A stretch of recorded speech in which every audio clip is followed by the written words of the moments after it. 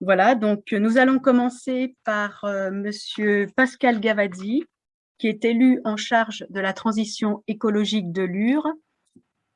Monsieur Gavazzi va nous présenter la rénovation écologique de l'éclairage public.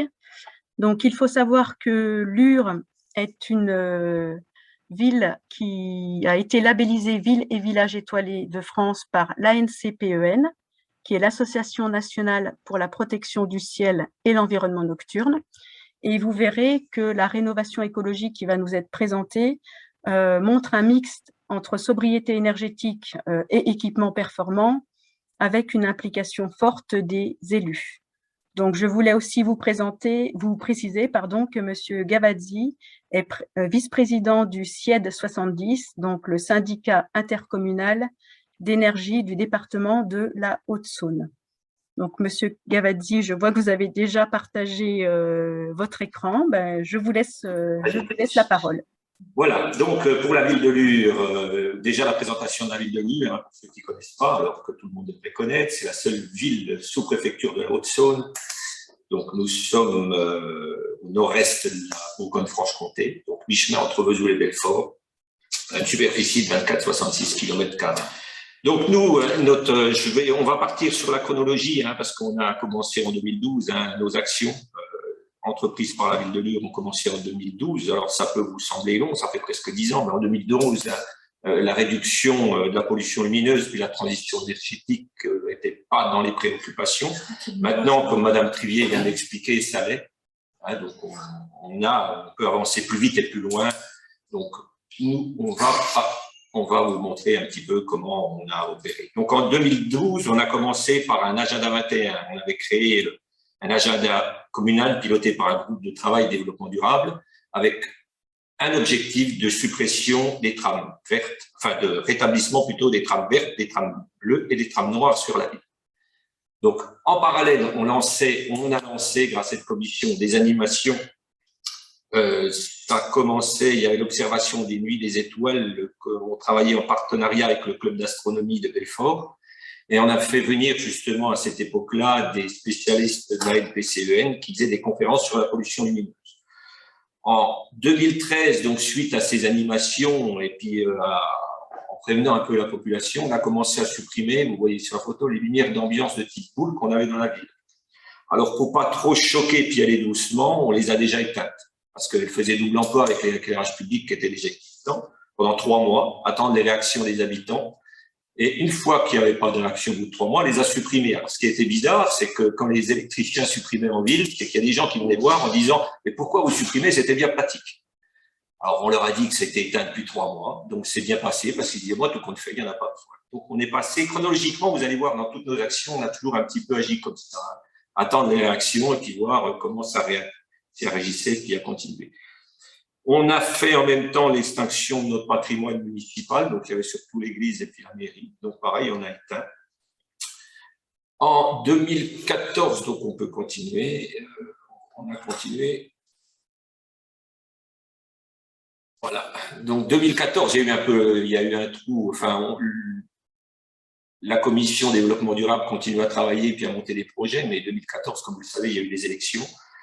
Donc, les élections, c'est un nouveau mandat, des nouveaux mandants. Il y en a beaucoup qui se sont retrouvés, mais on a mis en place une nouvelle commission développement durable avec les mêmes objectifs de trame noire, mais un conseil municipal à convaincre, un nouveau conseil municipal sur des projets qui devaient être un peu plus conséquents et qu'on a essayé de faire plus conséquents. Donc, on a commencé, après avoir établi, non matériellement, mais en écriture sur nos agendas 21 différents projets, à faire des tours de nos différents points lumineux. Et il me semble que s'il y a des communes ici, c'est la première chose à faire avant de tout changer et puis à tout regarder, c'est voir tous ces points lumineux qui sont en surinstallation dans nos villes, et puis il y en avait beaucoup. Donc on a fait des comptages luminaires avec nos agents techniques, on passait le soir, visite nocturne pour voir ce qu'ils faisaient de l'emploi, l'utilité, la non-utilité des éclairages publics. Hein. On voulait à tout prix éclairer mieux, mais pas en surabondance. On en a profité aussi ces nuits-là pour faire les visites des éclairages publics. On parlait de plus en plus, enfin, c'était le texte de loi qui obligeait les éclairages publics à éteindre à une certaine heure. Et derrière, les enseignes restant allumées toute la nuit, on faisait des constats et on a écrit aux communes pour leur rappeler l'obligation d'éteindre la nuit. Alors, c'est relativement bien passé. Il y en a qui ne savaient pas trop comment faire parce que ce n'est pas nécessairement des électriciens, puis ils étaient habitués à avoir leur éclairage toute la nuit. Donc, on allait de temps en temps les aider, les conseiller, afin de leur dire simplement régler les horloges puis à couper quand il fallait couper. Donc, on a mis en place aussi en parallèle de l'extinction de luminaires, toujours en communiquant beaucoup auprès des habitants, hein, mais je vais vous dire après. Donc, on a mis une extension de luminaires, mais dans quelques rues au départ, puis après, on a étendu aux majorités, toujours en attendant un petit peu l'action des habitants. Donc, en parallèle, on faisait de la communication auprès des habitants. On a fait toujours de l'organisation d'observation des ciels étoilés. On venait lire, hein, on a travaillé souvent avec le club d'astronomie de Belfort, qui venait nous aider puis observer les étoiles. On éteignait toute la ville, d'ailleurs, puis on observait les étoiles. Ah oui, je suis allé un peu vite, vous me dites. Non, c'est mal, d'accord. Non, mais je continue. Non, mais on reviendra là-dessus un petit peu pour la suppression. Hein. Donc, on a fait un séminaire aussi développement durable, tout en supprimant les luminaires, hein, pour leur expliquer pourquoi on le faisait, les économies qu'on pouvait faire, et puis les articles dans les journaux municipaux, où on reprenait un petit peu les termes que Madame Trivier a exposés tout à l'heure, en leur montrant la dangerosité, ce qu'il fallait faire, pourquoi on le faisait, etc. Donc là, on vous a montré, là, on vous donne quelques exemples sur la rue Jean Jaurès. Par exemple, les luminaires, si on voit sur la photo de gauche, la surabondance qu'on avait, parce qu'en plus, c'était des ampoules assez conséquentes, au niveau d'éclairage public, puis on retrouve sur la photo de droite, vous voyez, on a supprimé un luminaire sur deux. Toujours en observant, puis en regardant la puissance lumineuse avec un luxmètre, hein, en pied de main, pour voir si c'était suffisant, sachant qu'on a toujours dit aux habitants qu'un éclairage public n'était pas fait pour lire son journal de dessous. Oui, on peut continuer. Ben, la suivante. Donc là, on continue. Donc, on a du mal hein, avec. Donc, toujours nos 17 points lumineux visibles nocturnes, c'est ce qu'on a fait. Les suppressions, l'éclairage sur candélabre. Et on est arrivé aussi à éclairer, à supprimer les éclairages qui étaient inutiles. La diapo suivante. Sur les parkings. Vous voyez, par exemple, là, on a un parking qui est au centre des impôts, qui n'était utilisé que la journée, et on avait quand même beaucoup de luminaires, donc on a tout enlevé. Donc, on a fait pareil sur les entrées de parking dans nos rues Jean Moulin, par exemple, les entrées de garage où on avait des luminaires boules en tête d'installation, donc on les a enlevés aussi. Donc on a supprimé sur toute la ville tous ces luminaires qui nous semblaient inutile. Ce qui fait qu'on était ensuite la suivante. Voilà. On est tombé de 1700 points lumineux à 1400 points lumineux avant de faire toute action supplémentaire sur des changements de luminaires. En parallèle, hein, on avait encore, il nous semble, des tubes fluo de 450 watts. Dans ces cours d'année, on a quand même réduit aussi en mettant du sodium haute pression de 150 watts.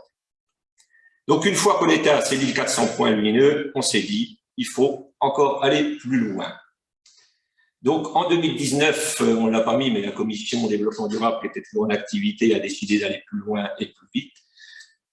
Donc, on a décidé de changer nos 1400 luminaires avec des ampoules LED et d'éteindre encore plus la nuit. Donc, l'objectif, c'était rétablir toujours cette trame noire, un couloir biologique important au niveau de la commune, puis de réaliser des économies. Donc, on rentrait dans la transition énergétique et on rentrait également dans la réduction de la pollution lumineuse.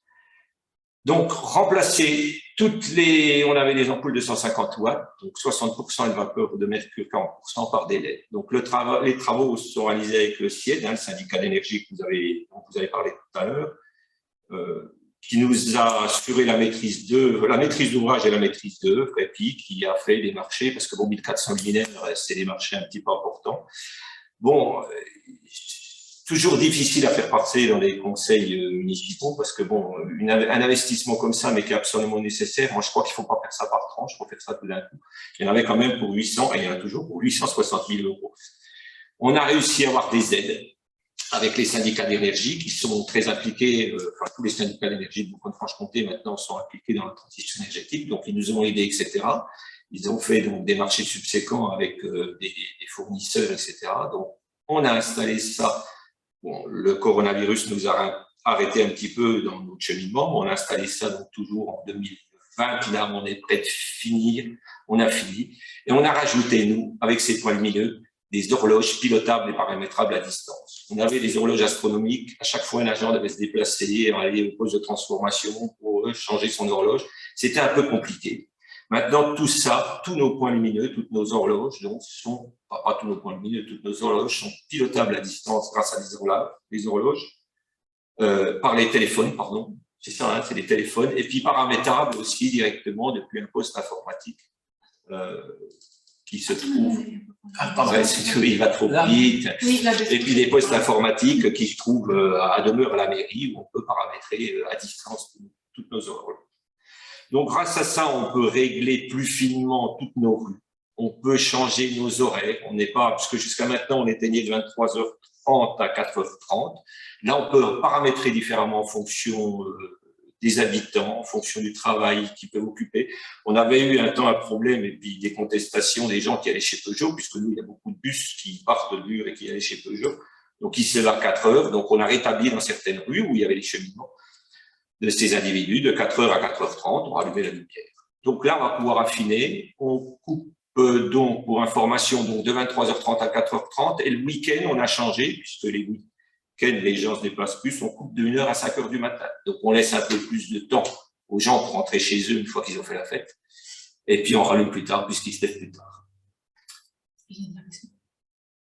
Et bien sûr, voilà, ben, grâce à ça, on a de l'abaissement. Alors, on a de la coupure la nuit, mais on a certaines rues qui sont équipées en caméra. Donc, toutes ces rues équipées en caméra, on les laisse allumer toute la nuit. On a un abaissement qui passe de 37 watts à 19 watts en cours de nuit. Et là, donc, l'abaissement, ça concerne peu de rues. Là, on peut vous le montrer, il y a plusieurs diapos. Alors, voilà, en violet, on fait de l'abaissement, on laisse nos luminaires allumées toute la nuit, toutes les autres rues sont éteintes.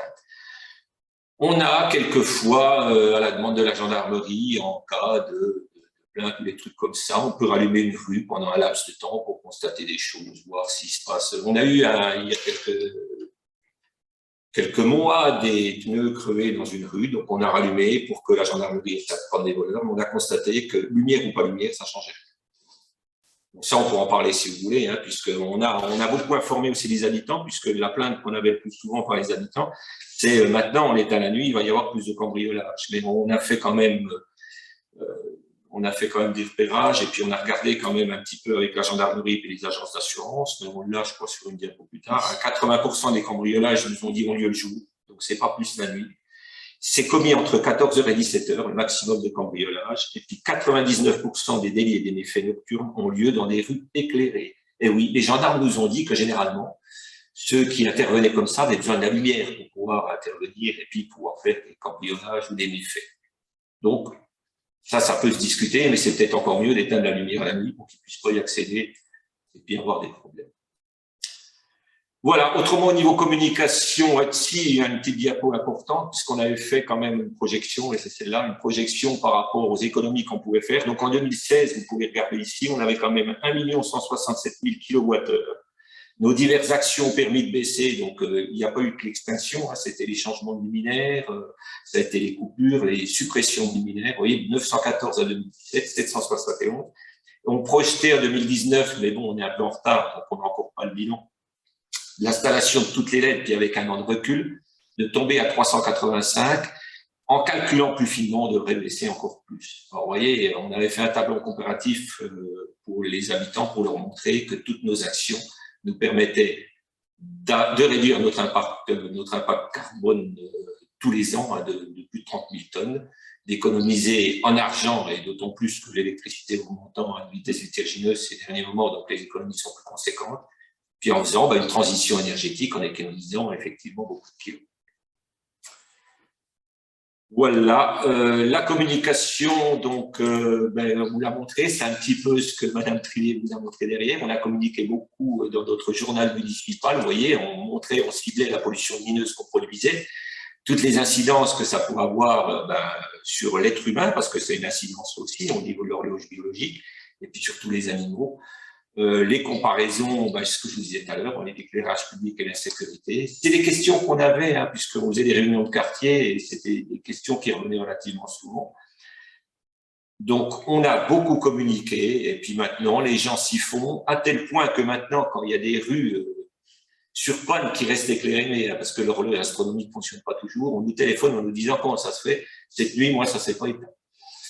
Donc, le progrès s'est fait au niveau des élus, mais c'est fait aussi au niveau des habitants qui maintenant ont acté et puis sont à peu près étoilés, sont à peu près en accord avec nos principes. Nous avons eu aussi, je crois que c'est en 2017, toi tu peux la mettre derrière, vous l'avez parlé, je pense qu'on était, je ne sais pas actuellement, parce que je n'ai pas regardé, mais la seule ville étoilée de Haute-Saône. Donc ça fait plaisir au niveau des agents qui sont bien investis là-dedans, puis au niveau des élus qui ont réussi à faire avancer un petit peu cette idéologie, mais une idéologie qui est importante, qui sont des bienfaits pour l'humain. Voilà, j'en ai fini, j'espère que je n'ai pas été trop long, je ne crois pas. Vous avez dit que je ferais concis et rapide. Si vous avez des questions, nous sommes tous Parfait. Parfait, merci. Vous avez parfaitement tenu le temps imparti. Donc, écoutez, on va lancer la séance de questions-réponses. Donc, je vais laisser la main à monsieur Jean-Yves Richard et Jean-Luc Krieger, s'il veut bien se charger des questions. Peut-être qu'il y en a déjà dans le chat. Oui, en fait, il y a deux types de questions. Il y a des questions qui sont sur la sécurité et puis d'autres qui sont sur la technique. Qu'est-ce que vous préférez en premier? Je n'ai pas de préférence. Il y a une question de sécurité par rapport au vélo. Voilà, qu'est-ce qu'on fait avec les gens qui doivent se déplacer à vélo la nuit en l'absence de lumière? On peut toujours se dire qu'un vélo, ça peut être des lumières, mais vous avez peut-être une autre réponse. Voilà, non, c'est ça, c'est nous, parce qu'on a eu ces questions-là. Bon, alors on éteint de 23h30 à 4h30, hein, donc on se déplace déjà plus beaucoup au vélo. Mais ces gens qui se déplacent en vélo, on leur conseillait vous savez, maintenant il y a des performances avec des petites lampes LED frontales et puis les lumières de vélo qui sont très bien, et puis qui sont suffisantes quand on se déplace en vélo pour bien voir. C'est tout. On a eu ça aussi sur les voitures. Il y a un moment donné, il y a des gens qui nous disaient, mais ça c'est, vous avez peut-être, pardon?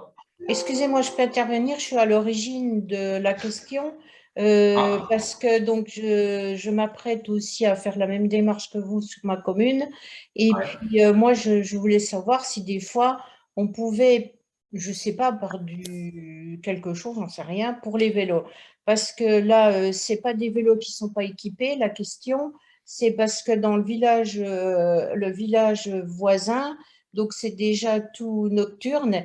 Et donc, il y a déjà eu des soucis. Ce n'est pas le vélo qui n'est pas équipé, c'est des véhicules qui ne voient pas bien les vélos. Voilà, c'est ça ma question. Et savoir si des fois, à certains endroits, je ne sais pas, mettre des choses réfléchissantes ou c'était voir votre retour d'expérience. On n'a pas eu de problème à ce niveau-là, puis effectivement, pas tellement de questions. Alors, autrement, effectivement, il existe on s'était penché sur la question, hein, nous, les lumières réfléchissantes sur poteau, hein, mais c'est la voiture, ça va réfléchir par rapport à ses lumières à elle. Donc, elle va voir mieux, mais c'est pas évident qu'elle voit plus le vélo dans les trous noirs. Nous, on se pose des questions, on n'a pas de piste cyclable ou de réseau cyclable un petit peu extérieur. On se pose des questions, des fois, sur un aménagement de réseau cyclable avec des détecteurs qui puissent détecter les passages piétons et vélos, hein. Des détections qu'allument au fur et à mesure d'un cheminement. Mais franchement, on n'a pas eu de problème là-dessus. Nous, les petits questionnements qu'on a eus, c'est les voitures qui disaient qu'ils verraient moins, etc. Puis on s'aperçoit qu'au contraire, une voiture, quand elle n'a pas d'éclairage public, fait réduire sa vitesse. Donc on l'a pas constaté chez nous, mais ça s'est constaté dans la région parisienne parce qu'on s'est beaucoup renseigné. Enfin, vous avez peut-être entendu parler dans la région parisienne, il y a eu un moment donné dans une rue ou dans des carrefours des vols de câbles électriques au niveau des luminaires, et le préfet avait décidé de ne pas les réinstaller tout de suite, et ils se sont aperçus qu'il y avait moins d'accidents au même endroit, au même local, pendant plusieurs temps, donc il a décidé de ne pas les remettre derrière, tout simplement parce que les gens en voiture, quand il n'y a pas trop de lumière et quand ils voient moins, et qu'ils n'ont que leur lumière de phare pour assurer leur conduite, réduisent leur vitesse et conduisent moins vite et font plus attention. On ne l'a pas constaté ici, parce qu'on n'a pas plus d'accidents avant ou après, mais bon, c'est des données qui sont matérialisées et qui sont actées, quoi, on va dire. Mais le problème des vélos, on n'en a pas eu, donc on ne s'est pas spécialement posé la question. Puis bon, on ajuste aussi beaucoup, nous, en fonction des habitants et de leurs travaux. Là, on a eu d'ailleurs une petite question il n'y a pas longtemps, parce que les horloges astronomiques s'allumaient relativement, elles étaient réglées, elles s'allumaient à une certaine heure. Puis il y a des gens qui nous ont dit le matin, avec le mauvais temps, la lumière arrive, on voit moins bien. Donc on a décalé le matin d'un quart d'heure, on allume un peu plus tôt. Et puis on éteint un peu plus tard. Et puis on a supprimé un petit peu la nuit. Donc, vous voyez, on a juste l'avantage d'avoir un pilotage comme ça, puis d'avoir l'avantage aussi, c'est LED, c'est qu'on peut faire l'allumage et l'extinction instantanée. Ce que dire, quand vous aviez des lumineurs au sodium, le temps qu'ils s'allument, le temps qu'ils s'éteignent, c'est relativement compliqué. Donc là, avec nos pilotages, on gère un petit peu au coup par coup, puis comme on veut. Donc ça, c'est un gros plus qu'on a mis en place dernièrement, et c'est un gros plus pour nous au niveau des réglages. On pense même éteindre encore plus. Fonction du quartier. Je ne sais pas si ça a répondu à la question. Justement, je vais rebondir sur une autre question qui est en lien avec ça, avec le système de gestion. Il y avait une question technique sur quel type de télégestion vous avez choisi. Ah, bah là, très technique, mais je ne sais pas si… Notre spécialiste, c'est Cometa, c'est des horloges astronomiques Cometa, et la gestion, c'est… la gestion, c'est-à-dire… C'est un logiciel. C'est un logiciel externalisé qu'on peut avoir, on peut le commander depuis un poste informatique quelconque. On a un nom d'utilisateur avec un mot de passe et on a un accès par rapport à ça. Et là, on peut travailler sur des groupes d'éclairage. On a créé des groupes, d'ailleurs en premier, la ville complète, après un groupe avec en extinction, un groupe en abaissement. Et après, par là-dessus, on a créé des groupes, par exemple, pour les fêtes, parce qu'on a certains points d'allumage qu'on doit allumer pendant les fêtes, ou pour la fête de Lure, ou certaines manifestations, quoi. Ouais. Mais c'est pilotable, justement, depuis n'importe quel poste informatique. Il faut juste un identifiant et un mot de passe, quoi. D'accord, merci. Et puis, il y avait une question aussi, vous venez d'y répondre, c'était est-ce que vous éteignez tout le temps, même période de Noël et puis, il y avait la réponse dans le chat, sauf le soir de Noël et le jour de l'an. Donc, oui, c'est ça, tout à fait. Ouais. Ou le 14 juillet, là, on prévoit, par exemple, puisqu'il va y avoir un feu d'artifice. D'éteindre, justement, quand il y a un feu d'artifice, et allumer pour que les gens puissent s'en aller tranquillement. C'est-à-dire que juste le soir de Noël, ça suffit? Ils sont pas, la population ne râle pas de ne pas avoir de l'éclairage pendant toute la période de Noël? Il y a d'éclairage public avec les décors de Noël. En fait, c'est sur le même réseau. De 18h à 23h30 ou 23h, c'est allumé en fait. D'accord. Et après, c'est éteint jusqu'au lendemain soir. On allume l'éclairage public et les illuminations de Noël toute la nuit sans interruption, le soir de Noël et le soir de Nouvel An. Voilà. D'accord. Il faut savoir que quand on n'avait pas ce système, on ne l'a pas encore utilisé cette année, ça fait que la première fois qu'on a utilisé, c'est la semaine dernière. On a un système de pilotage, ça nous fait gagner 2 fois 8 heures avec 2 agents, parce qu'il faut qu'ils passent sur toutes les horloges astronomiques, il fallait qu'ils les modifient avant l'éclairage et après l'éclairage. On gagne énormément de temps en fonctionnement par rapport à ça. Merci. Jean-Luc, tu voulais poursuivre? Oui, il y avait aussi une question, enfin plus en amont, sur le type de LED que vous avez mis en place. Et puis, est-ce qu'une LED, en fait, ça aime bien être éteinte ou pas? Est-ce que ça pose des problèmes sur leur durée de vie? Sur Leur durée de vie.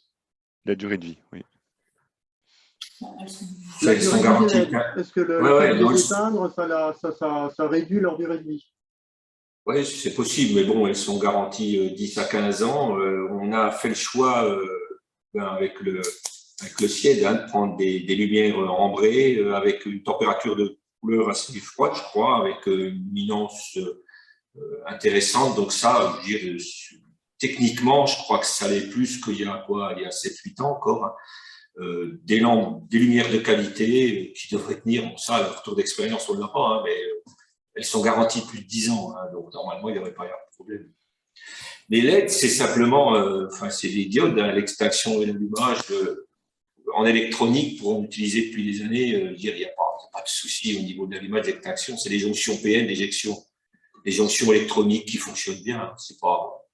Il y a du retour hein, sur le fonctionnement du LED. Ça n'a pas été inventé hier. Hein, c'est en éclairage public. Hein, et puis la concentration de la lumière avec une puissance importante au niveau de la luminescence par rapport à la LED, mais ça existe depuis des années. Donc là, pour moi, c'est pas un gros souci, je pense. Puis on était parti au début sur plusieurs sortes de LED, on était parti sur 4 catégories. Et en fin de compte, on s'est rendu compte qu'on est passé sur du 37 watts, le maximum, et sur les petits mâts, on est en 27 watts. Et en fin de compte, ça fait une harmonie sur l'ensemble de la ville, et puis au niveau SRV, c'est quand même plus simple. Ok. Il y a une demande si le type de LED peut être précisé dans le chat. Je pense que c'est une question très technique. On ne l'a pas là, mais on pourra vous la fournir, ce n'est pas un souci. Et puis, là, il y avait une question, vous avez dit que vous étiez équipé en une seule fois, donc évitez la tronche, mais il faut y aller, c'est bien. Hein, enfin, en tout cas, ce n'est pas l'ADEME qui va dire le contraire, parce que la transition énergétique, c'est aujourd'hui. Il y avait la question aussi de savoir si ces 900 000 € que vous avez annoncés, c'est pour la totalité de vos travaux, ou est-ce que c'est une tranche de travaux Non, c'est la totalité. La totalité avec les horloges et 860 000 € au TTC. On a été subventionné par important on a été subventionné à 80% dans la transition énergétique. Donc pour la commune, il reste, après la récupération de la TVA, il reste à peu près 160 000 €. Avec les économies réalisées à minima dans nos calculs, on a un retour d'investissement sur 3 ans. Et puis, sans compter l'augmentation du prix de l'électricité, prix d'énergie. Donc, vous voyez, c'est intéressant. Le CIED 70 sur les communes de Haute-Saône aide à 40% les communes de plus de 2000 habitants et à 80% dans rénovation et éclairage public pour justement accompagner cette transition énergétique. Et là, je vois qu'il y a des syndicats d'énergie. Les syndicats d'énergie ne sont peut-être pas dans les mêmes sommes, mais sont quand même dans la même direction pour aider les communes dans cette transition énergétique. D'accord. Il y a pas mal de réponses techniques aussi dans le chat, et puis une réponse aussi, je pense, pour Madame la maire qui posait la question sur les vélos. Peut-être une question. Oui, c'est une réponse d'usager en fait, oui, que c'est moins dangereux la nuit avec un équipement avec de l'éclairage. Je ne sais pas si tu avais vu d'autres questions, Jean-Luc ou Oui, il y a aussi à un moment donné une question sur les types d'horloges. Je ne sais pas si c'est quelque chose de particulier à dire là-dessus. La marque, c'est Cometa, c'est Cometa, on a travaillé avec Cometa. D'accord. Excusez-moi, oui, j'avais posé la question pour le type d'horloge, parce que justement, j'ai vu ce matin, donc, par rapport au devis qu'on a, et je lui demandais donc d'avoir une horloge comme vous, parce qu'autrement, on n'en a pas comme vous, hein, de nombre de points lumineux. Mais il faudrait qu'on aille à chaque point lumineux si on veut changer. Et il me disait, oui, c'est même pas la peine de regarder pour avoir une horloge comme vous qui arrive à régler plusieurs points lumineux. S'il me disait, c'est beaucoup trop cher. Et c'était ça, je voulais savoir si vraiment vous aussi, vous aviez une différence de prix énorme à cause de l'horloge qui pouvait régler plusieurs points lumineux. Mais automatiquement, quand vous avez une horloge, comme nous, déjà, on n'a pas changé le système d'horloge. On a toujours une horloge qui va alimenter tant de points lumineux, quoi. On ne peut pas régler un point lumineux par point lumineux. Ouais. On a un groupe, on doit avoir 70 horloges pour 1400 points lumineux, quoi. Ouais, c'est des groupes. Voilà, on ne peut pas régler par contre par point lumineux. Hein. C'est vraiment un groupe, c'est les horloges qu'on peut modifier, ce n'est pas les points lumineux. D'accord. Et puis, je voulais juste savoir si vous aviez une idée de la différence de prix par rapport à, comment dire, à ce que vous avez, vous. Si, par exemple, nous, c'est chaque point lumineux, si on avait une horloge, vous n'avez peut-être pas cette notion comme vous l'aviez déjà avant. D'accord. En tout cas, merci. Mais techniquement, un point, ça va coûter. Une horloge astronomique, c'est pas cher, une horloge astronomique. Hein, c'est dans les 200. Dans les 200 €. Dans les 200 €. Et je crois que les Cometa, on est dans les un peu moins de 400 €, je crois. Voilà. Programmé, alors que. Je serais intéressée par la marque là. Cometa, C-O-M-E-T-A, c'est. Cometa, C-O-M-E-T-A. D'accord, merci. Il y en existe d'autres, hein. C'est parce qu'on a eu aventure avec eux. Je pense qu'on a à peu près fait le Voilà. tour, si ce n'est une remarque qui disait que vous étiez particulièrement bien aidé à 80%, monsieur le maire, Oui. et 40% du syndicat d'énergie. Oui, et 40%. mais c'est parce que nous, quand on a monté ça, le syndicat d'énergie n'avait pas fait de différence entre les différentes communes et aider toutes les communes à 80% quand on a lancé ça en 2019. Maintenant, ça a changé puisque les rénovations énergétiques se sont beaucoup faites en Haute-Saône. Donc, puis bon, parce qu'il y a d'autres points qui font que, voilà, les taux d'aide vont plus baisser. Et puis, une remarque récente qui vient d'arriver. Et au niveau de la communication auprès de la population, est-ce que c'est bien accueilli, pas bien accueilli? Est-ce que les mentalités changent vis-à-vis de l'extinction nocturne? Oui, ça n'a pas été, bon, on a commencé tôt, vous l'avez vu, hein, ça n'a pas été super bien accueilli au départ, quoi, parce que bon, on éteignait la nuit, donc on a eu des remarques. Bon, à chaque fois, on a eu plusieurs remarques très, très rigolotes. Moi, je peux vous raconter que ma voisine s'est plainte parce qu'elle n'allumait pas la lumière quand elle allait aux toilettes la nuit, donc elle m'a dit votre faute, je vais divorcer parce que maintenant je suis obligé de réveiller mon mari. Vous voyez, on a eu des plaintes comme ça. Mais nous, on a pris aussi le parti à chaque fois qu'on avait quelqu'un qui se plaignait de se déranger, d'aller voir, d'aller lui expliquer pourquoi on faisait ça, quel était notre concept, quelle était notre vision. Et souvent, ça se passe bien. Les gens ont souvent besoin d'explications, quoi. Pourquoi? Donc après, quand ils ont le tenant l'aboutissant, puis qu'on explique tout, ça se passe pas mal. Je vous dis jusqu'à maintenant, jusqu'à dernièrement, où il y a des gens qui se plaignent quand ça s'éteigne pas la nuit, quoi. Puis ils payent moins d'impôts comme ça. Finalement, il n'y a pas beaucoup de plaintes par rapport au total de la population. Non, mais puis par rapport à 8500 habitants, il n'y a pas beaucoup de plaintes. Les plaintes qu'on a, c'est des gens qui peuvent plus balader leur chien à 3 heures du matin parce qu'ils ne voient pas clair ou des trucs comme ça. Vous voyez, c'est vraiment des trucs un peu accessoires. Donc, c'est pas.